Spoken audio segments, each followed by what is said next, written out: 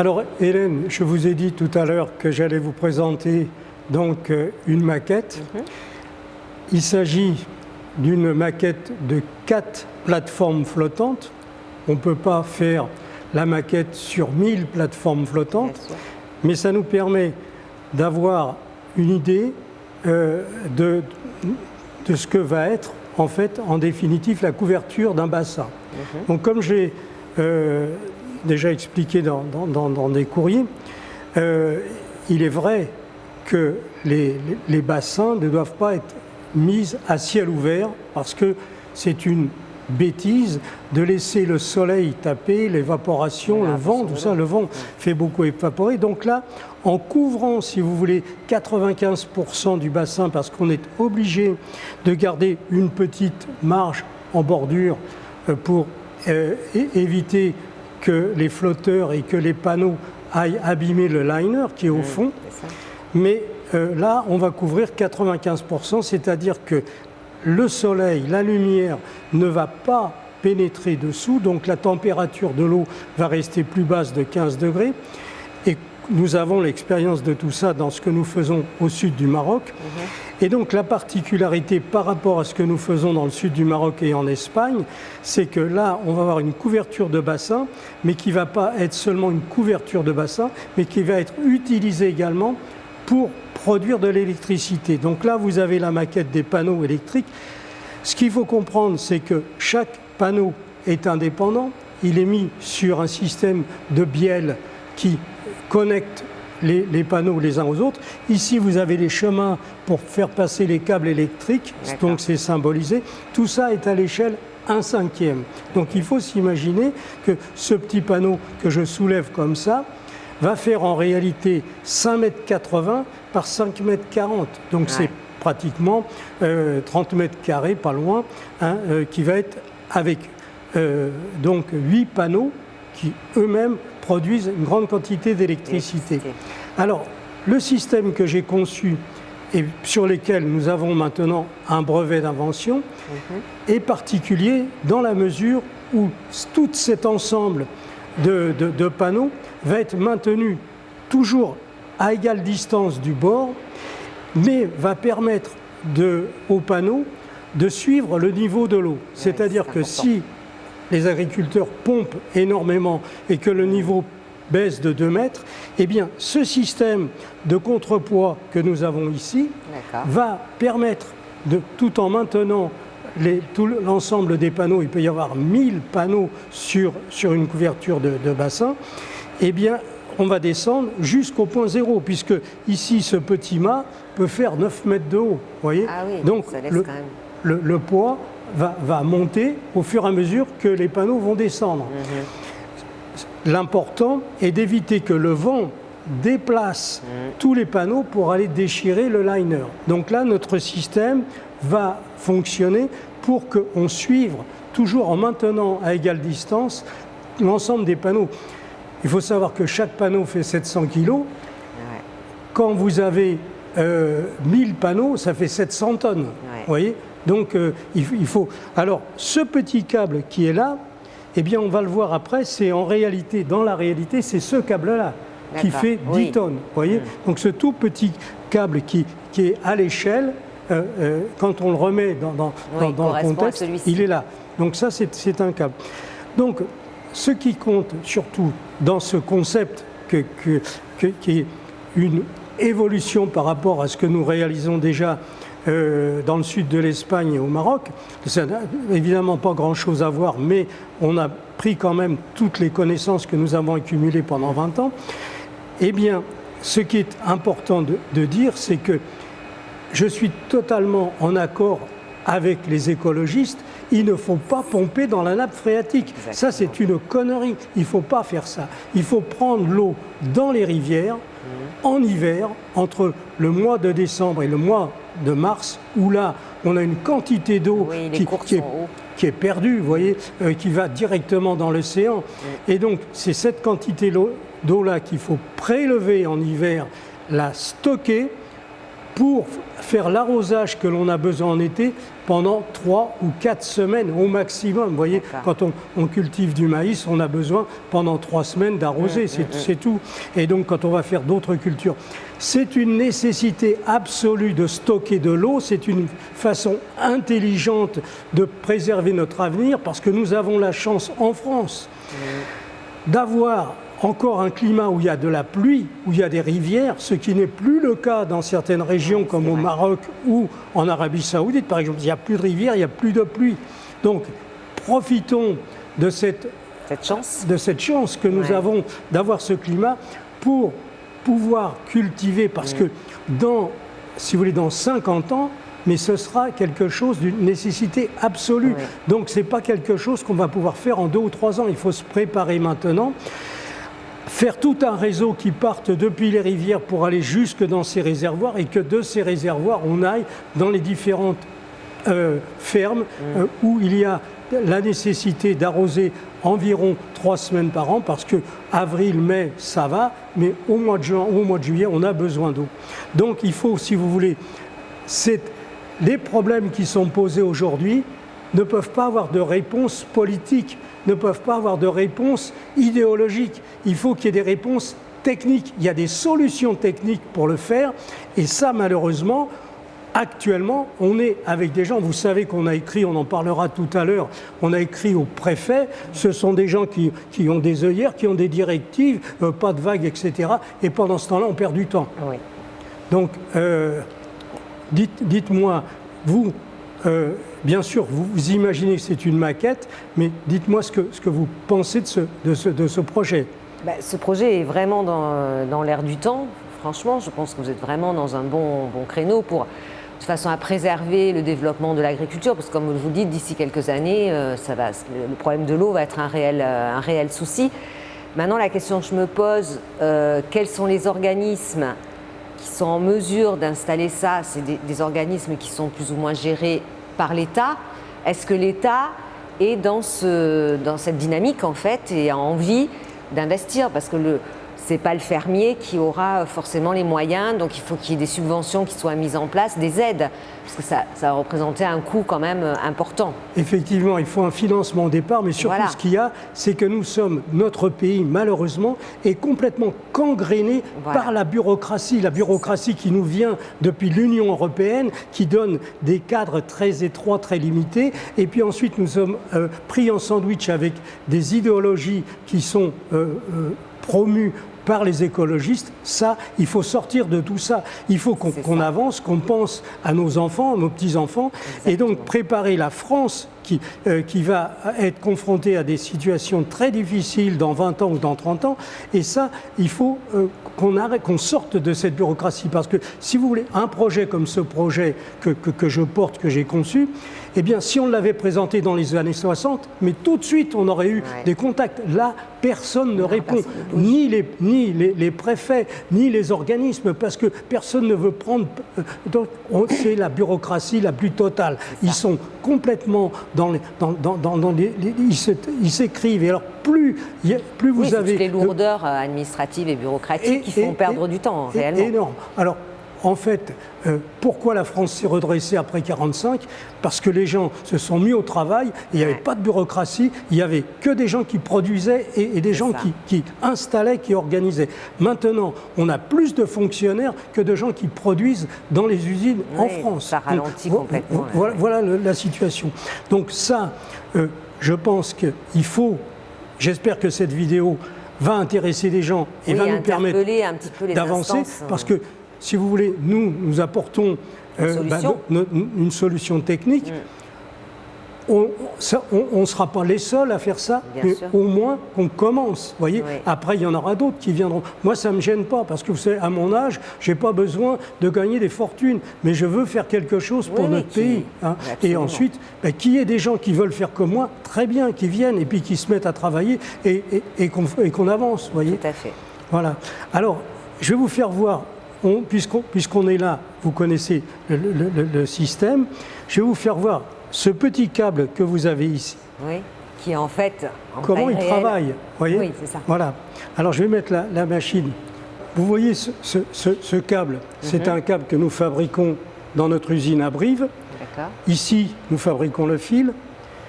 Et donc, on maîtrise toute la chaîne, depuis la matière première jusqu'au produit fini, avec les connexions en résine, etc. Ce câble-là a une résistance de 10 tonnes et a déjà été utilisé il y a maintenant 7 ans pour installer toutes les balises d'arrimage autour des îles Galapagos. C'est l'UNESCO qui a payé ce projet, puisque nous avons fait un concours contre les Américains, une société américaine qui proposait notre solution. Notre solution a été retenue.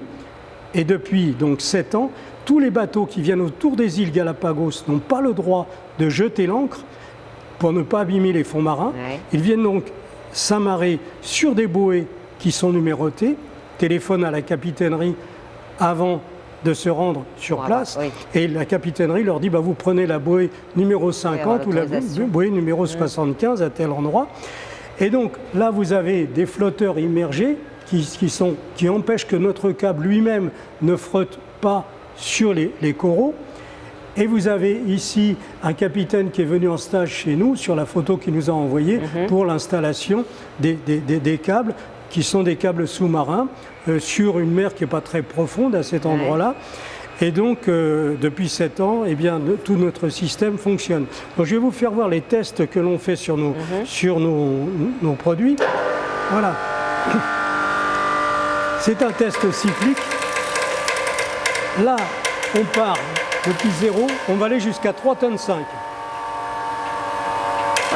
Vous voyez, c'est un câble qui casse à 10 tonnes et on le fait travailler de 0 à 3,5 tonnes. On reproduit la poussée des vagues. Vous voyez ? Donc quand vous avez des très grandes vagues, vous avez le câble qui se tend et puis qui se détend. Donc ça, on a installé des câbles dans l'océan Pacifique, en mer du Nord, également dans la mer Méditerranée, à plusieurs endroits.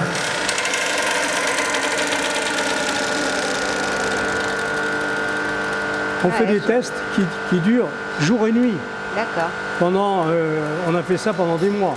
D'accord. Donc là, on va arrêter la machine pour remettre ça à 0. Donc si je comprends bien, du fait de toutes les explications que vous venez de nous fournir et les installations qui ont été faites, donc ces câbles ont un gros avantage, donc il n'y a pas de corrosion, ce qui est important aussi en mer, etc. Donc votre projet est quand même... Ah oui, et alors non seulement... Donc il y a une durée de vie qui est... énorme. Voilà. On est sur des durées de vie de 50 ans, donc c'est vraiment très écologique. Oui. On installe, si vous voulez, en mer, où là, évidemment, il y a beaucoup de corrosion. Ce ne sera pas le cas autour des bassines, puisque c'est de l'eau douce. Oui. Mais, bien entendu, c'est un produit sur lequel il y a 0 entretien. Voilà. Donc ça, c'est important. Les gens doivent prendre ça en considération. Oui. Il n'y a pas besoin de changer tous les 2 ans, tous les 3 ans. Et puis, attention, nous fabriquons le câble maintenant depuis 2003. Oui, donc ça fait quand même 20 ans que nous fabriquons ces câbles. Donc on a du recul. Vous voyez, c'est pas seulement, des tests en laboratoire. Exactement. Alors Hélène, là ici, vous allez avoir, je vous présente donc une structure, c'est une maquette, une deuxième maquette de la structure à l'échelle 1/2. C'est-à-dire qu'en réalité, ici, nous allons avoir une longueur qui va être 2 fois plus importante. On va être sur 5,80 m. Et ici, en largeur, on va être sur 5,40 m. Là, ce sont des flotteurs qui sont actuellement aussi à l'échelle. Ils seront en fait doubles, 250 mm de diamètre. Et j'ai utilisé de l'aluminium pour faire cette structure parce que c'est un produit que l'on connaît bien. On travaille depuis 30 ans. Et dans l'aluminium, il y a toute une catégorie. Là, en l'occurrence, j'utilise du 6060. C'est un produit qui a fait ses preuves, qui est déjà un aluminium qui est utilisé pour faire les cajots, pour mettre les huîtres, vous voyez, donc dans l'eau, qui est salée, avec beaucoup de problèmes de corrosion. Ils ont solutionné parce que maintenant il y a de plus en plus de femmes qui travaillent dans les exploitations d'huîtres. Les cajots en acier étaient trop lourds, en aluminium c'est plus léger. Et donc la particularité de l'aluminium, il y a plusieurs catégories. Avec le 5083, on fait des bateaux de pêche depuis déjà plus de 30 ans. Et là, moi j'ai choisi le 6060 parce qu'on est en eau douce et c'est un produit qui est parfait, qui a une longue durée de vie. Là, aucun problème de corrosion. Et donc, c'est sans entretien, si vous voulez. Hein. Donc là, on a une solution technique pour la couverture des bassines. Je vais vous faire voir maintenant, je vais me déplacer, je vais vous faire voir à l'échelle 1 ce que ça représente. Voilà, en réalité, vous voyez, ce petit tube-là, c'est celui-là. Et donc ici, vous avez le système de connexion qui est ici, vous voyez, c'est une toute petite pièce, et là, c'est dans la dimension réelle. Donc là, on a un système qui fait que toutes les plateformes sont connectées les unes aux autres, mais elles peuvent changer de niveau s'il y a du vent, s'il y a des personnes qui marchent dessus pour faire le nettoyage, pour intervenir dans l'électricité. Donc voilà l'échelle 1, ce que ça va donner. Réel, d'accord. Voilà. Donc si je comprends bien, vous achetez tous les matériaux et vous concevez tout dans votre usine en fait. Tout est fait, voilà. Absolument. Donc on fait les plans et puis ensuite dans les ateliers, on fait le débit, la soudure, et après, toutes ces plateformes vont être montées sur place. Les panneaux seront montés sur place, les panneaux photovoltaïques, et ensuite une grue mettra les panneaux sur l'eau avec à chaque fois des gens qui vont connecter, puisqu'on va faire des rangées de 40 panneaux et puis des rangées dans l'autre côté de 30 ou 50 panneaux en fonction de la dimension du bassin. Après, vous aurez les chemins de câbles électriques qui seront ici, qui iront d'une plateforme à l'autre plateforme, et puis notre système que vous avez vu, qui est un système pour maintenir toutes les plateformes au centre, quelle que soit la direction du vent, et qui nous permet de suivre le niveau de l'eau. Donc, c'est la solution technique à un problème qui a été mal posé au départ et qui n'a pas été pris en considération. Il ne faut surtout pas pomper l'eau dans la nappe phréatique. Il faut prendre l'eau, l'excédent d'eau qu'il y a en hiver dans les rivières et les amener dans les réservoirs. Voilà ce qu'il faut faire. Et quand on installe des tuyaux en polyéthylène, on peut souder les tubes du diamètre que l'on veut, on est sur une durée de vie de 60 ans. Vous voyez, donc là, il n'y a pas de problème de corrosion dans le sol, il n'y a rien. C'est vraiment des choses qu'on connaît. Il y a des usines énormes qui fabriquent des tubes en polyéthylène haute densité. Il n'y a aucun problème là-dessus. C'est terminé les tuyaux en acier où il y a des fuites partout, où il y a de la corrosion. Voilà. Bah écoutez, merci beaucoup. Cette solution technique mérite vraiment d'aboutir parce que je pense que vous avez apporté quand même une solution qui résout le problème, qui pourrait résoudre le problème de l'eau et la survie de l'agriculture en France. C'est certain. Pour les prochaines années. Donc, parce que dans les prochaines années, ça serait bien que les différentes instances réagissent et se sentent concernées. Voilà, exactement. Vous avez le mot, oui, pour la fin de cette présentation. Alors Hélène, je vous ai fait voir les maquettes de ces plateformes flottantes qui vont produire de l'électricité et surtout éviter l'évaporation sur les bassines. Vous savez que la construction de ces bassines a fait l'objet de manifestations très violentes, que ça risque de dégénérer encore. Et donc, j'ai adressé au mois de juin des courriers aux différents préfets qui sont concernés dans les régions où il peut y avoir, où il devrait y avoir des bassines. Donc je vais vous donner ce courrier, vous allez en faire la lecture si vous voulez, et puis après je vous dirai ce qui s'est passé. Monsieur le préfet, pour éviter l'évaporation de l'eau, la formation des algues et la prolifération des bactéries, notre entreprise réalise la couverture de bassins dans le sud de l'Espagne et le Maroc depuis 25 ans.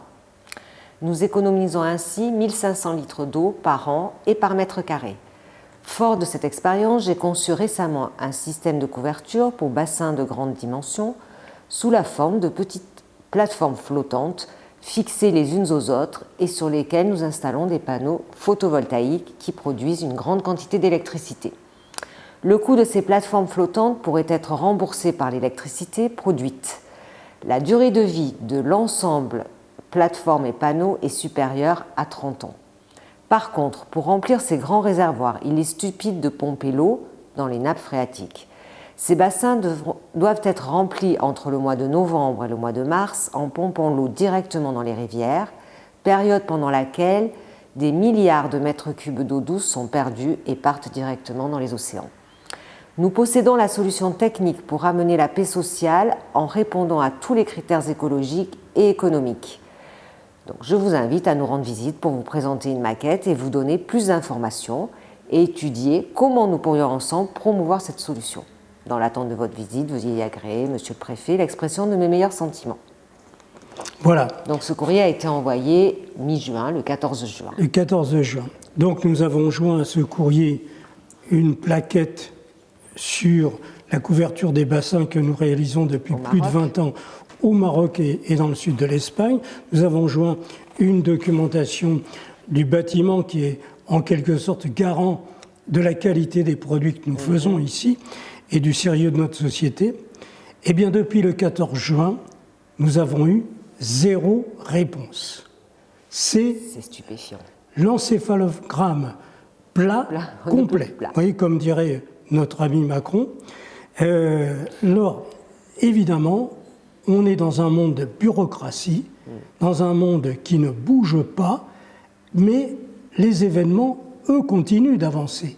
Et donc, alors, je ne sais pas, puisque nous faisons cette vidéo dans l'espoir de faire bouger les choses, dans l'espoir peut-être que des journalistes vont s'intéresser à cette question, parce que c'est une question importante qui ne nous concerne pas, nous, en tant que société, mais qui concerne toute la France. L'agriculture, c'est une nécessité absolue, c'est vital, et donc il faut trouver des solutions techniques pour à la fois satisfaire les écologistes, mais également nous garantir l'indépendance alimentaire qui est absolue, une nécessité absolue. Voyez. Eh bien donc, j'espère que cette vidéo que nous avons réalisée ensemble va bouger un petit peu les préfets, les sous-préfets. C'est pas très loin. Il y a un sous-préfet qui est à 5 km de chez nous, vous voyez. Il prend sa voiture, un quart d'heure après, il est chez nous, il vient voir et on discute, vous voyez. C'est tout ce qu'on demande. On demande de faire avancer les choses. Et si le préfet ne bouge pas, que au moins les journalistes, eux, se mettent à poser des questions et à faire avancer les choses. Voilà.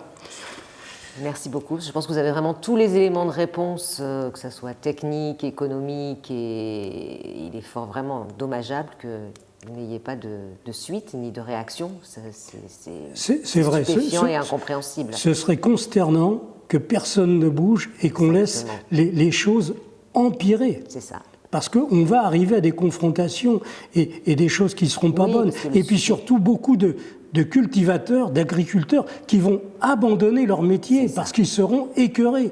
Et il ne faut surtout pas arriver à cette extrémité. Il faut conserver de l'espoir, conserver de l'envie de travailler, de l'envie de produire. Et ça peut se faire que dans un climat social apaisé et avec des gens qui ont du respect pour les uns et pour les autres, vous voyez. Exactement. Merci, Monsieur Chevrier. Voilà.